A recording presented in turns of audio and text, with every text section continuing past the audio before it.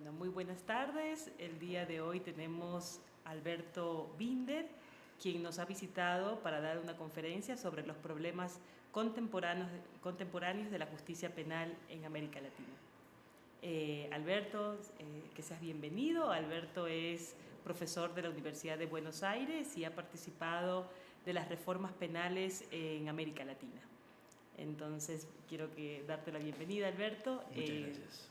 La primera pregunta que tengo es, tú perteneces a un colectivo de juristas críticos latinoamericanos.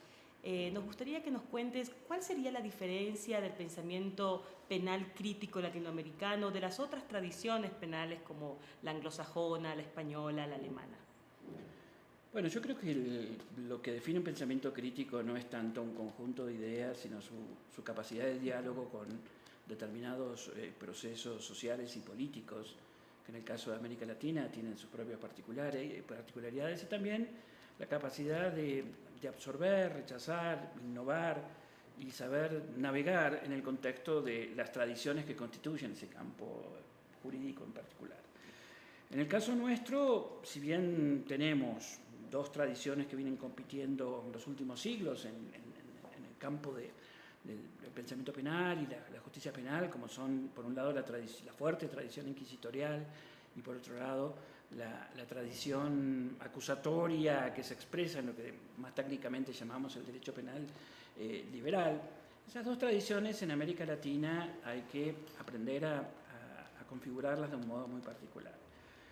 En primer lugar, porque la tradición inquisitorial se mantiene con mucha fuerza.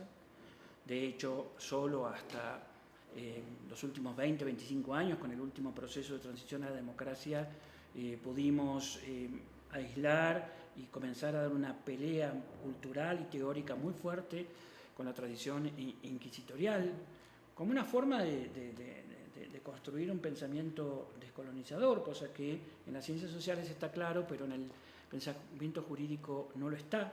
Para nosotros eso significa el rechazo a la tradición inquisitorial que está tan operante y tan firme, y por otra parte la tradición liberal republicana, que también existe desde los inicios de la fundación de nuestras repúblicas, se enfrenta a esta dificultad enorme que hemos tenido en nuestros países por construir repúblicas democráticas en serio, mucho más con las exigencias que se dan en los últimos 20 años.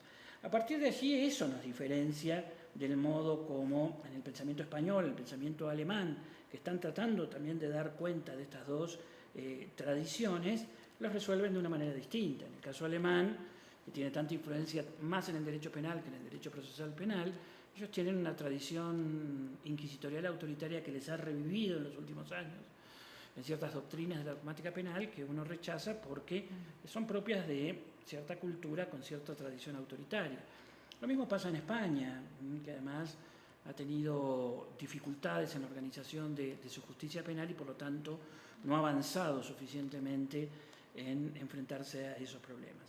El mundo anglosajón es un mundo muy variado, es un mundo en el cual el pensamiento liberal republicano sin ninguna duda tiene que abrevar, pero al mismo tiempo, en el caso más cercano que tenemos de Estados Unidos, nos enfrentamos a que ellos también tienen componentes inquisitoriales muy fuertes que en los últimos años se han manifestado y por eso se convierten en uno de los estados más duros en términos de criminalización, de uso carcelario y de retroceso de las propias bases de su sistema acusatorio. En definitiva, yo te diría que el pensamiento crítico es una forma de reelaborar tradiciones en base a un diálogo muy profundo con el presente, tomando en cuenta que de lo liberal republicano sacamos una defensa muy clara de la libertad pública y de los nuevos contextos democráticos tratamos de que el poder penal no sea un elemento central de la configuración del Estado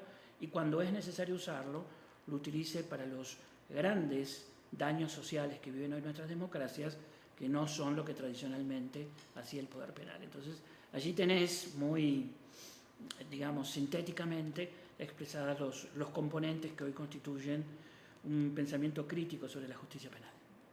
Bueno, muchas gracias. La segunda pregunta, un poco enlazado también con lo que la primera es, el factum del poder punitivo en nuestros estados, ¿no? Que como bien has señalado tú es central y no es marginal, sino es, digamos, parte de la lógica de nuestros estados. ¿Consideras que está en contradicción con el Estado de Derecho? ¿O cómo se comunica ese factum del poder punitivo con el Estado de Derecho? Bueno, la comunicación es siempre traumática. La palabra factum del poder punitivo la utilizamos para llamar la atención que la política criminal como política pública, es decir, la organización de los instrumentos violentos del Estado, no es una política menor, es una política que mueve muchos recursos dentro de nuestros estados y que pretender enfrentarla simplemente con ciertos pensamientos técnicos racionales como la dogmática penal genera una enorme debilidad y comprensión del fenómeno. Y eso ya genera una debilidad del pensamiento de garantías. Es cierto, yo diría que hay una connatural oposición entre las exigencias del Estado de Derecho y la defensa de las libertades públicas y el hecho de que todavía le reconozcamos al Estado el uso de un poder violento, porque lo cierto es que en el horizonte actual todavía en nuestros estados le reconocemos la capacidad de encerrar, a veces de por vida, en nuestros estados de matar, a un conjunto de funcionarios públicos que tienen la calidad estatal, porque si no el Estado se convierte en una metáfora. Y eso siempre es tenso y es la mejor manera de pensarlo como algo tenso. Hoy hay y nosotros desde ese pensamiento crítico que tú señalabas, hay un enorme esfuerzo por tratar de reducir estas tensiones a un uso más inteligente, adecuado, minimalista de la política criminal, que en tanto está atrapada por procesos de burocratización tan inmensos, se descarga sobre la población de un modo altamente ineficaz, no solamente por un problema de garantía, sino de un altísimo nivel de ineficacia y un altísimo nivel de burocratización, con lo cual un fenómeno que teóricamente lo conocemos como falsas antinomias, van más allá de esa antinomia que siempre va a existir entre la política criminal y el Estado de Derecho, y hoy día tenemos un exceso de esas falsas antinomias que hacen que estemos rozando permanente e innecesariamente con garantías que perfectamente se podrían defender, desde la organización carcelaria, la organización de los juicios, la organización de la persecución penal. Si no la sacamos de esa forma antigua, entonces el roce del Estado de Derecho se vuelve insoportable, inaceptable. Bueno, y una tercera pregunta. Has señalado en varias de tus obras que el Estado ejerce violencia. Una gran parte del ejercicio del Estado es el ejercicio de la violencia, ¿no? A través de sus órganos pertinentes. Sin embargo, ese ejercicio de la violencia a veces no es suficiente para detener a los grandes descontentos sociales. Y eso se complica. ¿Cómo consideras tú que está manejando ese ejercicio de la violencia el Estado cuando tiene que contener esos descontentos sociales? Y seguido a esta pregunta, ¿consideras que poder es sinónimo de violencia? Bueno, vamos a tomarlas como dos preguntas. En primer lugar, hablando en Latinoamérica en general, esos descontentos sociales, de los que tú hablas, que provocan levantamientos, grandes manifestaciones sociales como las que hemos visto en los últimos tiempos, están cargados de una gran cuota de justicia, con lo cual enfrentarse al poder político, la violencia del Estado, es notoriamente injusto y además se demuestra generalmente que lo que has provocado es un sinnúmero mayor o menor de muertes y heridos, generalmente inútiles y muy dolorosos, para pronto caer en la solución política en la que tendrías que haber iniciado tu proceso, que es el proceso de alguna forma de composición democrática. Así que frente a las grandes protestas sociales hay que tener una posición clara de señalar que no es un ámbito en el cual la política criminal pueda hacer algo positivo.